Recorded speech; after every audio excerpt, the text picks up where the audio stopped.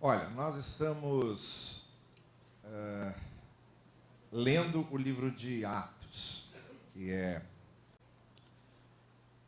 eu tenho dito que é um livro que serve de guia para a igreja em alguns sentidos, não é? Primeiro no sentido do seu conteúdo e não no sentido da sua forma. É o que a gente tem procurado deixar bem claro. O livro de Atos traduz, reproduz, mostra um determinado momento da história da igreja, com suas condições circunstanciais, com suas condições socio-históricas.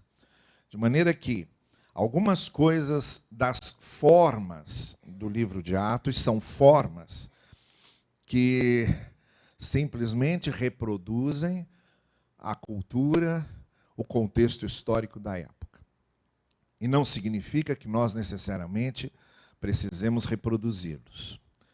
O que nós temos buscado no livro de Atos é justamente o que ele tem de conteúdo.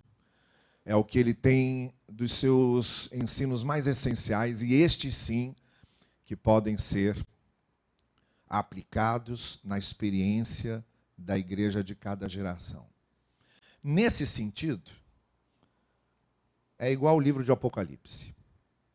Tá bem? Se eu fosse comparar o livro de Atos com algum outro livro da Bíblia, eu o compararia com o livro do Apocalipse. O livro do Apocalipse não é um livro sobre fatos. O livro do Apocalipse é um livro sobre princípios. Não significa que as coisas literalmente que estão no Apocalipse vão acontecer. Significa que os princípios que estão estabelecidos no livro do Apocalipse é que vão acontecer. O livro do Apocalipse foi escrito, por exemplo, no contexto do Império Romano, na perseguição romana.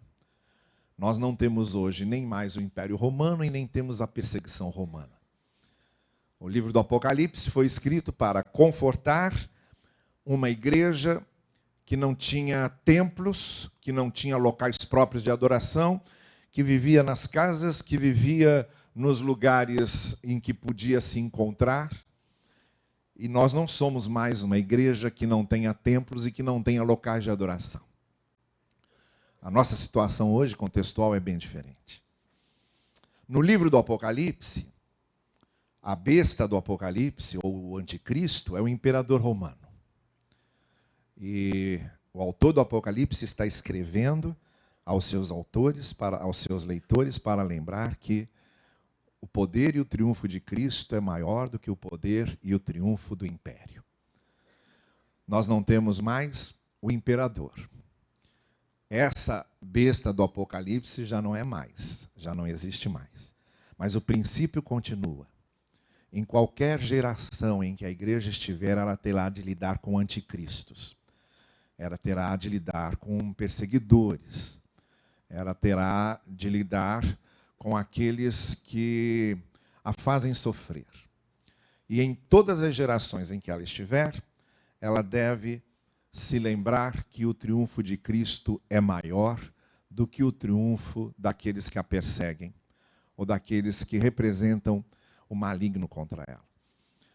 Então, a gente não deve ler o Apocalipse com a menor intenção, com a menor preocupação de literalismos, de tentar encontrar números, significados, explicações, porque é um livro de alegorias, de imagens fictícias, é um livro de símbolos.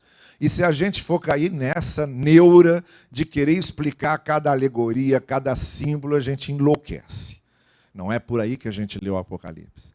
A gente lê o Apocalipse na sua mensagem mais essencial, mais direta, mais concreta, que é a seguinte: a igreja de Cristo está sendo cuidada por Cristo, e Cristo que cuida da igreja é o vencedor sobre todas as coisas. É nesse sentido que a gente tem que ler o Apocalipse. Da mesma maneira, é como devemos ler Atos. O livro de Atos não nos traz receitas para serem aplicadas de forma literal.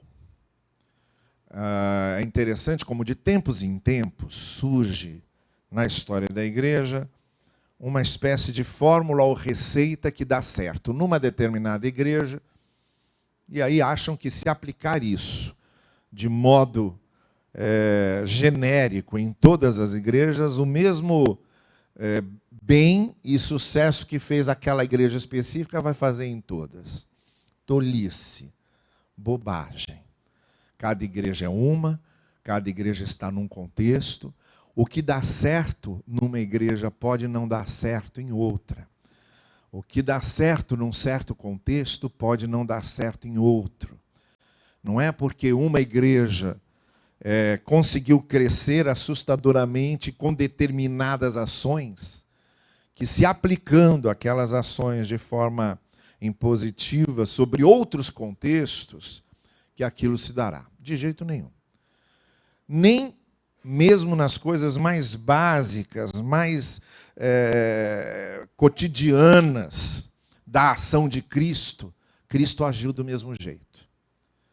Se a gente pegar, por exemplo, só os episódios das curas dos cegos, você vai ver que teve um cego que Jesus passa saliva no olho dele e ele começa a ver.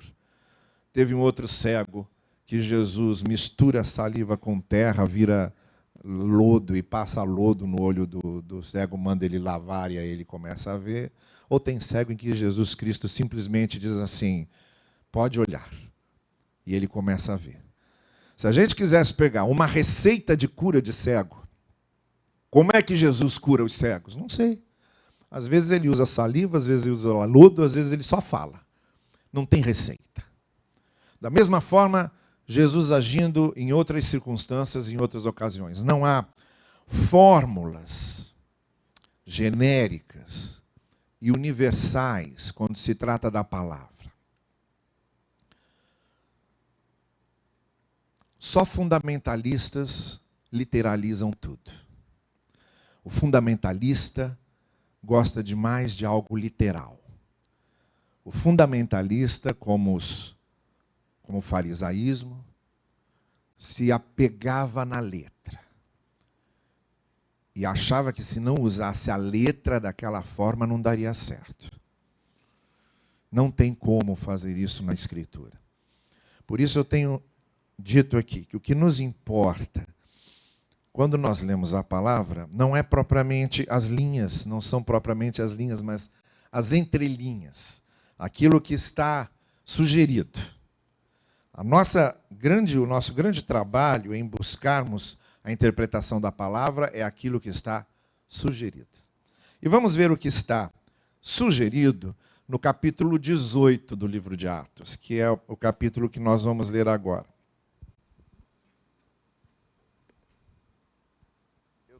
Eu tenho dito a vocês que nós estamos lendo Atos, mas não estamos lendo na mesma ordem, né, dos capítulos. A gente está saltando, vai lá para trás, vem aqui para frente, volta lá para trás. Diferente da leitura que estamos fazendo de 1 João. 1 João nós estamos lendo nos cultos da noite, e sim, esse nós estamos fazendo de acordo com a ordem dos capítulos e dos versículos.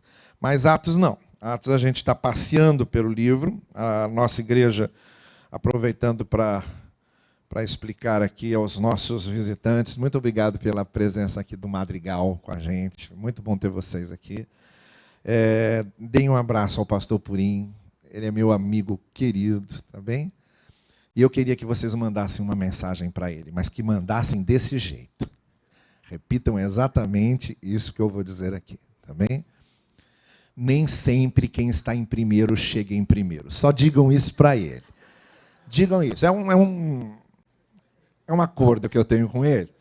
E ele vai entender o que eu quis dizer. Repitam apenas isso. E depois, junto com isso, podem mandar o meu abraço, tá bem? Mas muito obrigado, viu, Armando, pela presença de vocês aqui. Foi muito gostoso, está sendo muito gostoso ouvir vocês. Então vamos lá. Nesse contexto dos 80 anos da nossa igreja, nada melhor do que rever o que Deus fez com a igreja de 2 séculos atrás. 20 séculos atrás. Depois disso, diz Atos 18, Paulo deixou Atenas e foi para Corinto. Lá encontrou um judeu de nome Áquila, natural do Ponto, recém-chegado da Itália, com Priscila, sua esposa, porque Cláudio tinha decretado que todos os judeus deixassem Roma. Paulo aproximou-se deles e, porque exercia a mesma profissão, permaneceu com eles e trabalhava. Eles eram de provisão para fabricantes de tendas. Todo sábado, Paulo debatia na sinagoga e procurava persuadir tanto judeus como gregos. Quando Silas e Timóteo chegaram da Macedônia, Paulo dedicou-se inteiramente à palavra, testemunhando aos judeus que Jesus era o Cristo. Porém, como eles opunham-se e insultavam-no, ele sacudiu as vestes e disse-lhes: o seu sangue recaia sobre as suas cabeças. Eu estou limpo, de agora em diante eu me dirigirei aos gentios. Tendo-se retirado dali, entrou na casa de um homem chamado Tício Justo, adorador de Deus, cuja casa estava ao lado da sinagoga. Crispo, o chefe da sinagoga, acreditou no Senhor com toda a sua família. Também muitos dos coríntios que escutavam abraçavam a fé e eram batizados.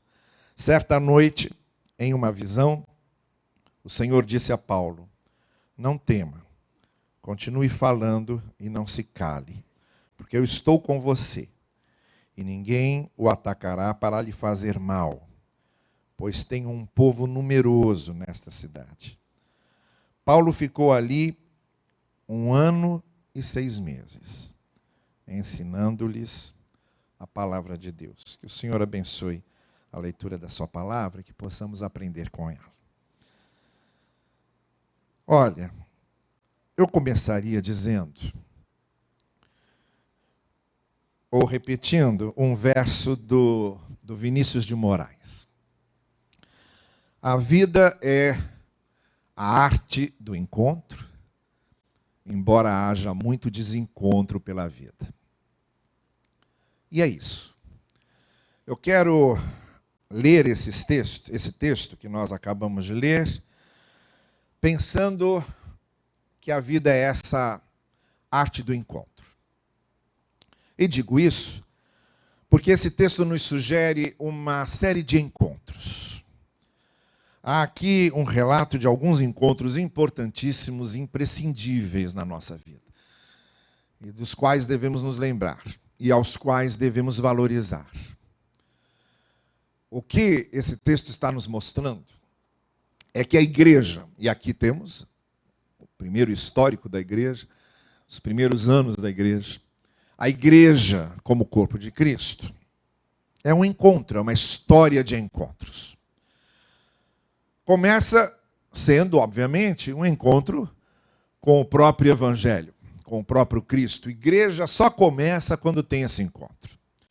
E a gente só começa quando temos esse encontro a fazer parte da igreja de Cristo. É o encontro com Cristo que nos leva ao encontro com a igreja. É o encontro com a palavra de Cristo que nos leva ao encontro de pertencermos à comunidade de fé a que chamamos igreja. O encontro de Cristo, com Cristo, nos leva a um outro encontro, que é o encontro com Deus. O encontro com Deus nos leva ao encontro conosco mesmo e com o propósito que Deus tinha conosco. O encontro conosco nos leva ao encontro com um novo caminho, com um novo andar, com um novo rumo. Então vejam que essa mensagem essencial do Evangelho, ela nos remonta a uma série de encontros que acontecem conosco e que se sucedem. Se a gente vai lendo toda a Escritura, nós vamos vendo que a história da Escritura se dá através de encontros. Encontros de pessoas com outras que não conheciam, encontros de pais com filhos, encontros de pessoas desesperadas com pessoas que as confortam, encontros de reis, encontros com sábios, encontros com poetas, encontros com inimigos, encontros com redentores. O ministério de Jesus foi todo pautado em encontros. Jesus foi se encontrando com aqueles a quem ia ensinando, e a partir do seu encontro com eles, é que ele dizia o que queria falar. Os discípulos se encontravam com o Mestre, e nos seus encontros com o Mestre é que cresciam.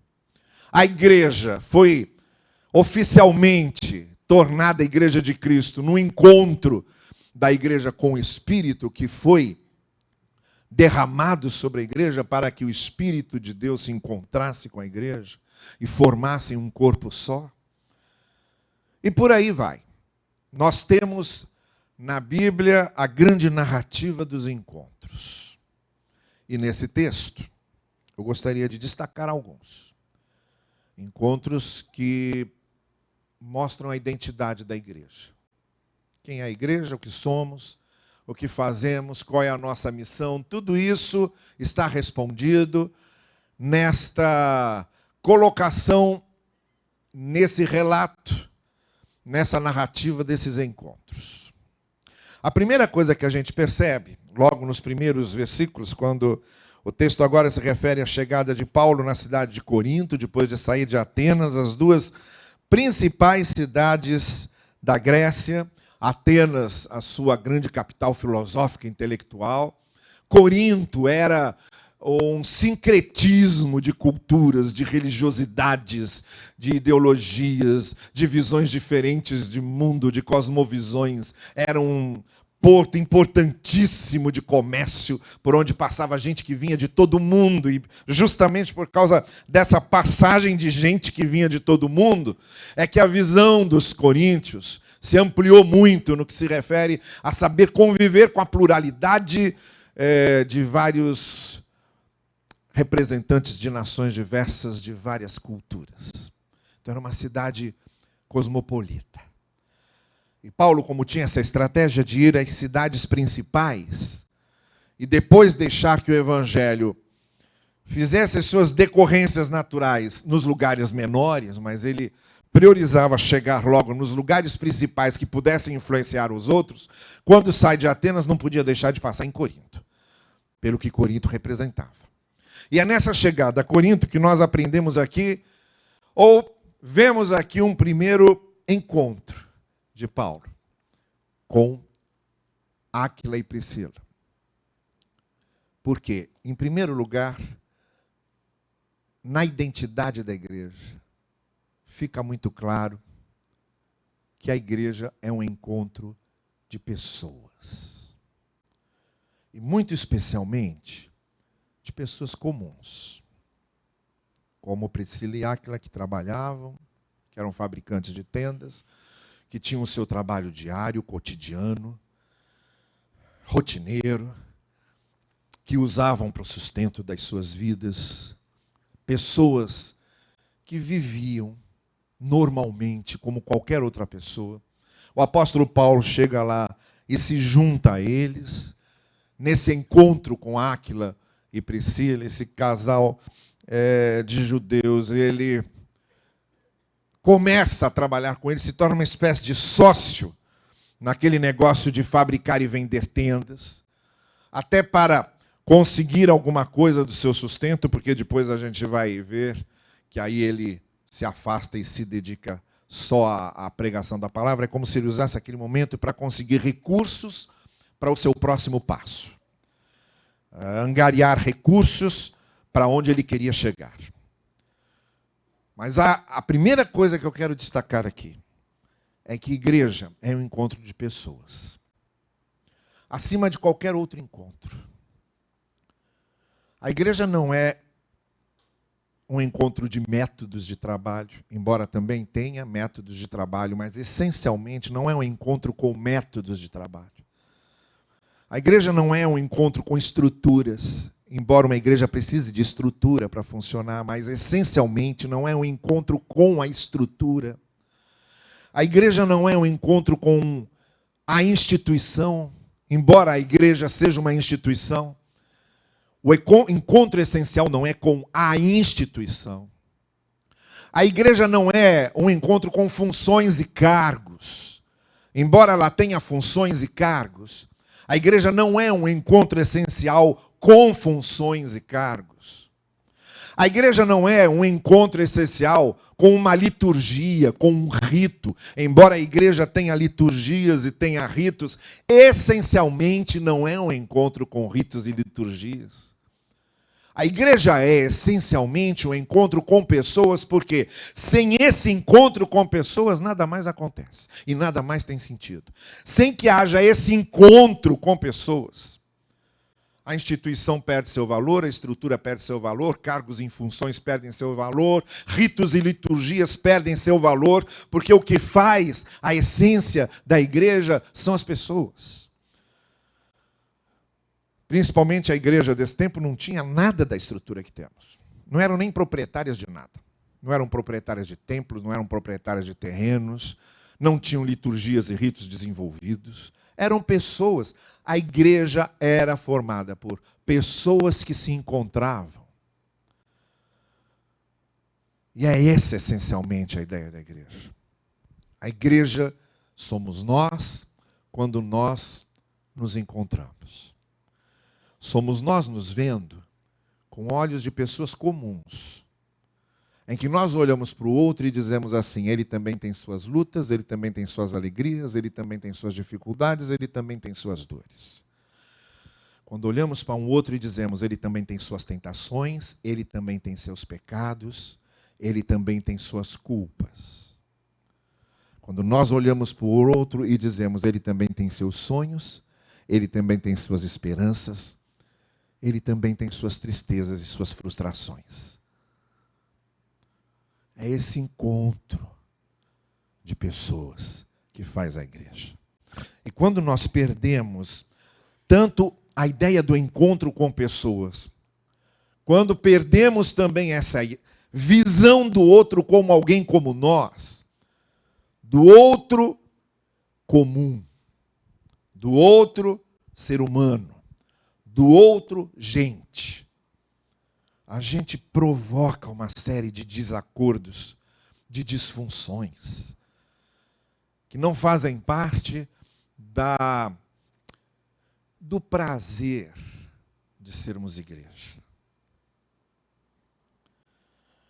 Você sabe por que uma criança aprende a andar?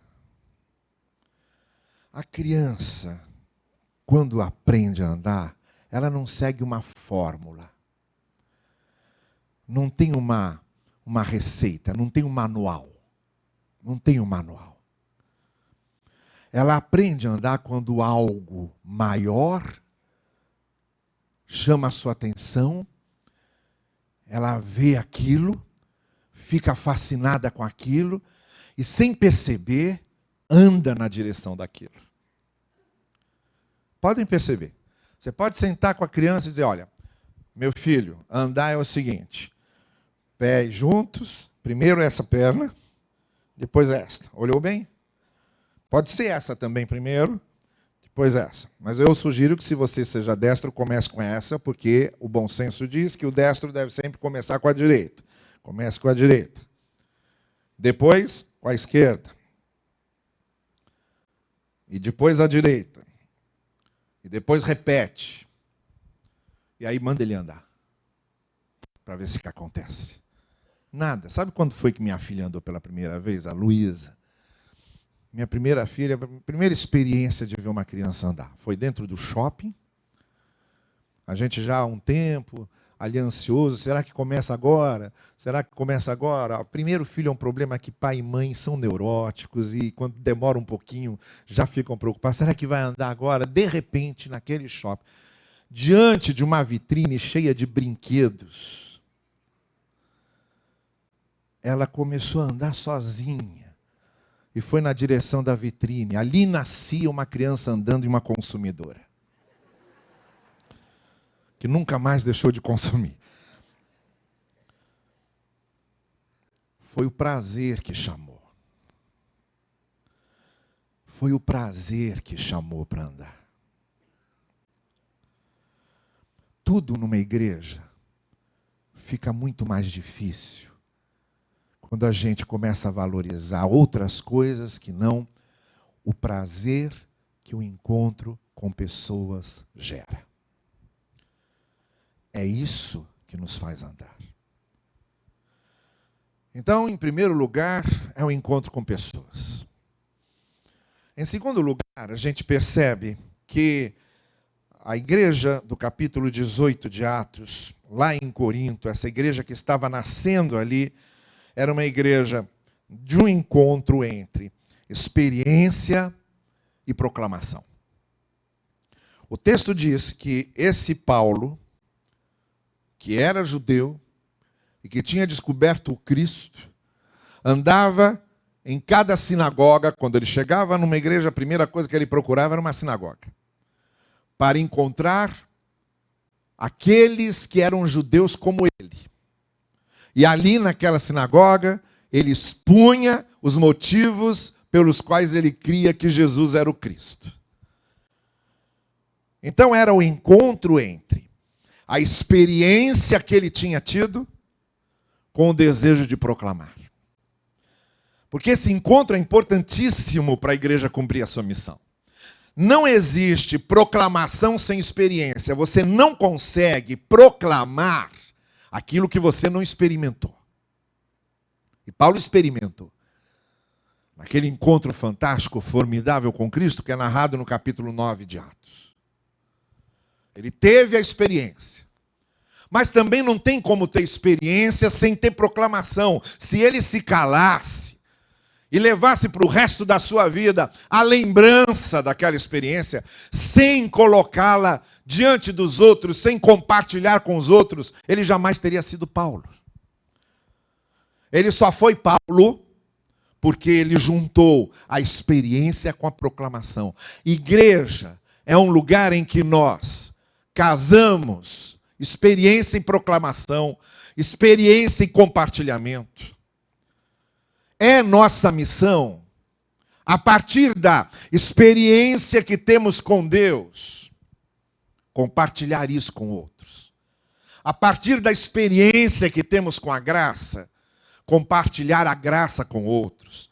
A partir da experiência que temos com o perdão, compartilhar o perdão com outros. Aquele que tem a experiência de ter sido perdoado por Deus, não consegue não perdoar as pessoas. Aquele que sabe de que maneira Deus foi misericordioso com ele, não consegue não ser misericordioso com os outros. Esse encontro entre a experiência e a proclamação é que forma a essência da nossa missão.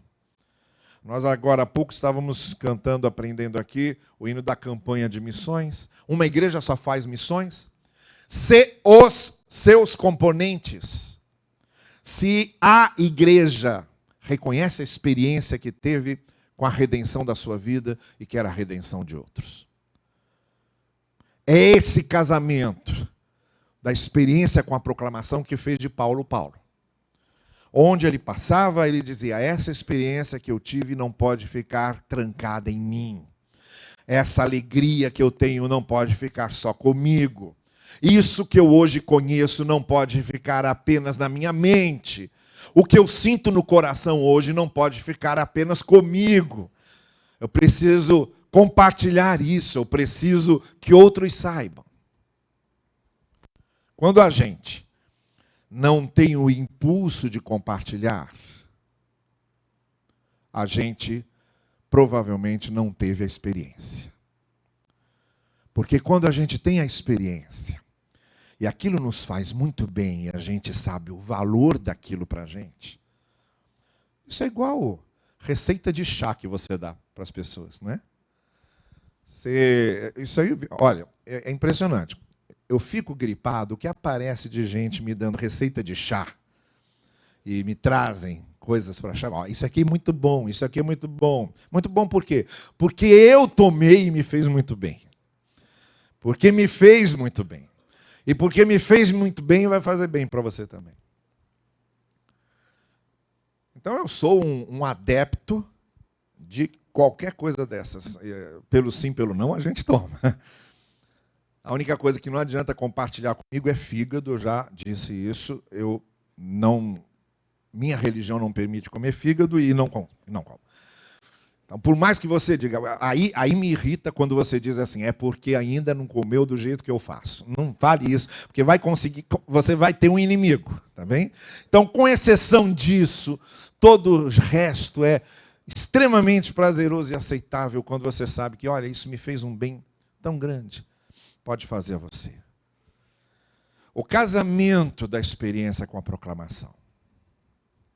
Foi isso que fez Paulo sair e ir a Corinto e a tantos outros lugares em que ele foi. Um terceiro encontro que a gente vê aqui é um encontro que a gente tem uma dificuldade maior de harmonizar, que é o encontro de sucessos com fracassos. Paulo chegou na sinagoga, estava com uma expectativa muito grande. Quem vai compartilhar um bem sempre fica com a expectativa de que o outro vai aceitar com muita alegria e que o outro vai aceitar com muito prazer. Mas quando Paulo chega na sinagoga para compartilhar o que ele havia experimentado, não foi o que aconteceu ali. E ele ficou tão frustrado e tão irado com a reação daquelas pessoas, que ele saiu de lá fazendo uma promessa. Eram judeus que eram judeus de Jerusalém e eram judeus que eram judeus de influência grega. Quando aparece assim no texto, judeus e gregos numa sinagoga, não são gentios. São gregos que vivem no mundo helênico, no mundo grego. E judeus que vivem em Jerusalém ou no território de Israel. Então, numa sinagoga, você tinha judeus que tinham nascido em Jerusalém ou no território de Israel e estavam lá, e judeus que já tinham nascido fora, que eram judeus da diáspora, que tinham nascido em Corinto, que eram judeus do mundo grego. Os outros não judeus, o termo que é usado é gentios. Então, Paulo diz o seguinte: no que depender de mim, eu não falo mais com esse pessoal. Eu agora vou falar só para gentios. Chega. Esgotou.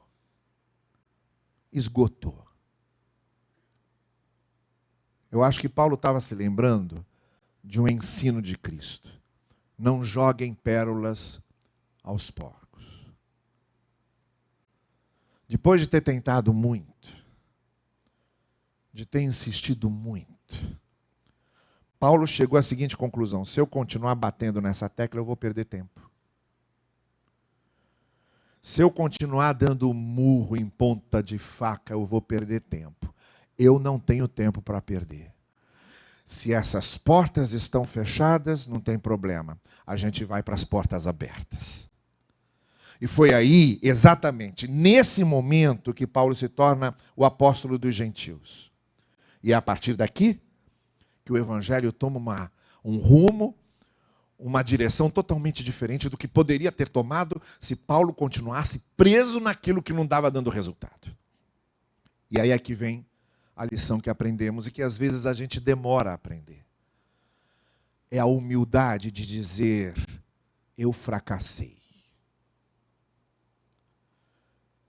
É a humildade de reconhecer que por mais fé que nós tenhamos, não significa que tudo vai dar certo.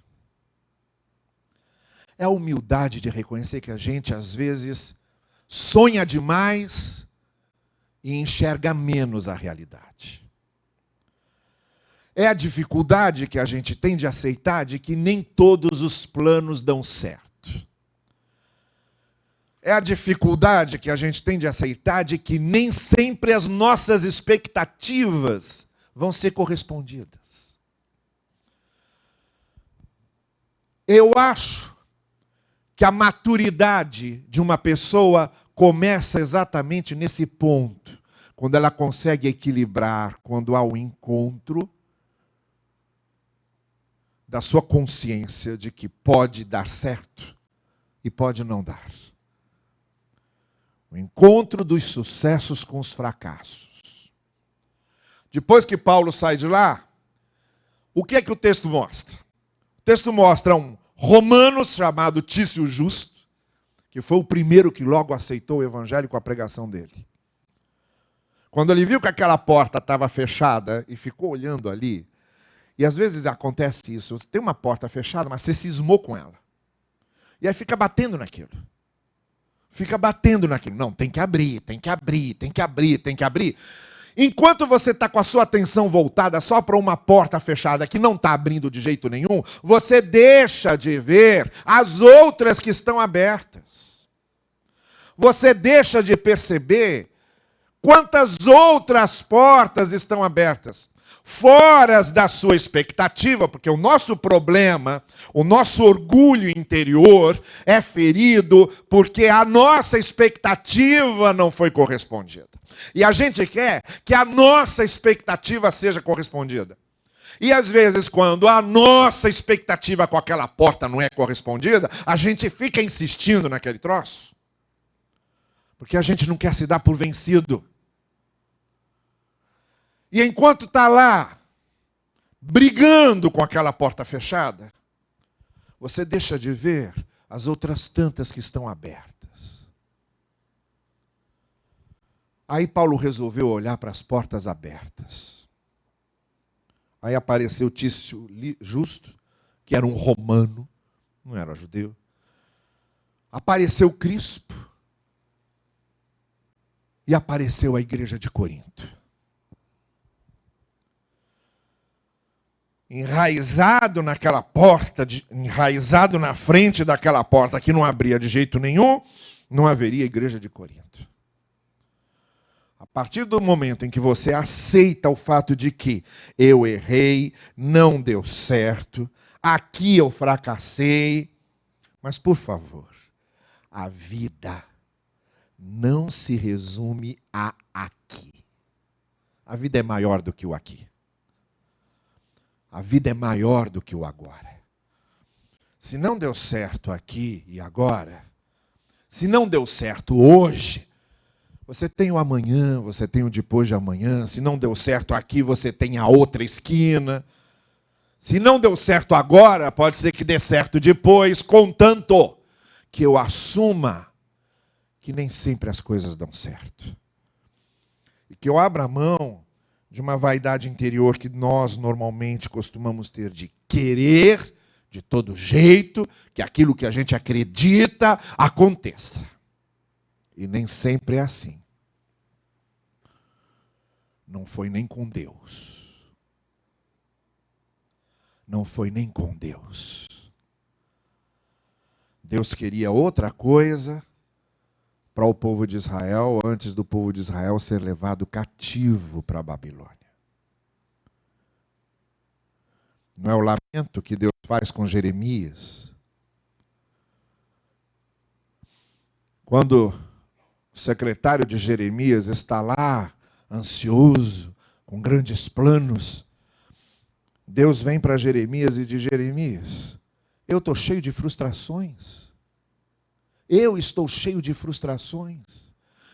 O povo no qual eu estava apostando, para o qual eu tinha propósitos, me frustrou. O meu plano não deu certo. E eu estou aqui vendo a destruição de Jerusalém. Por que é que você vai ficar preocupado com as grandes coisas?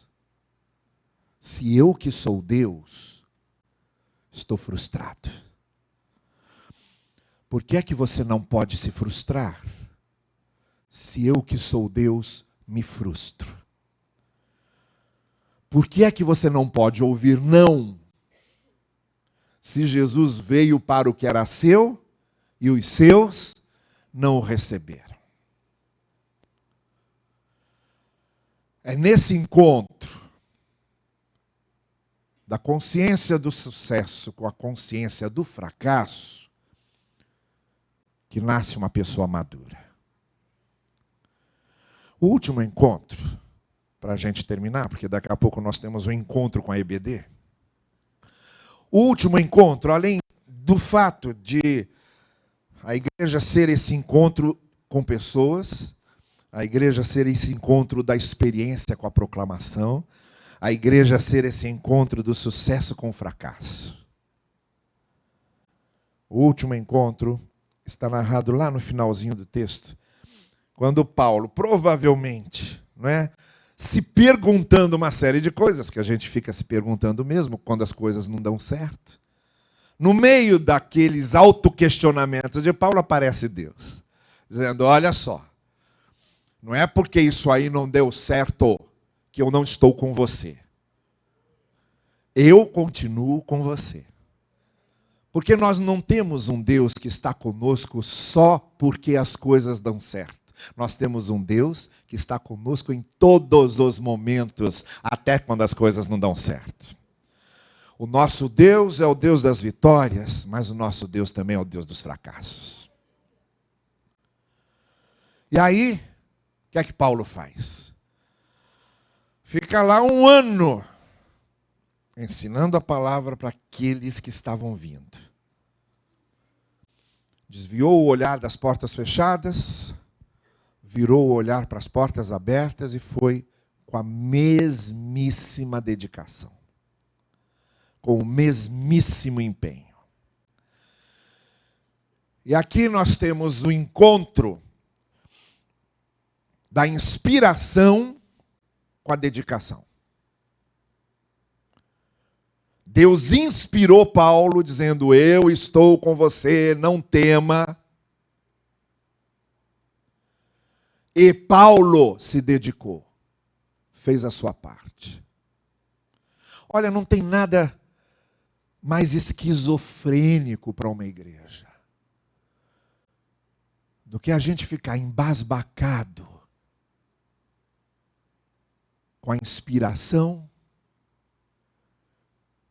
e ser completamente relaxado, relapso, negligente, com a dedicação que devemos ter à obra. Uma igreja só preocupada com a inspiração, uma igreja que só vem para cultuar, que só vem para ouvir sermão do pastor, que só vem para ficar cantando, é uma igreja esquizofrênica. Porque não é essa a obra. A inspiração tem que levar à dedicação. A inspiração que vem de cima tem que levar a gente a ser muito diligente, dedicado, consagrado, entregue, sério, completo, total, naquilo que a gente precisa fazer. Então não tem como uma igreja cantar alegremente nos cultos e não servir. Não tem como a igreja ouvir mensagens e não proclamar aqueles que estão ao seu redor.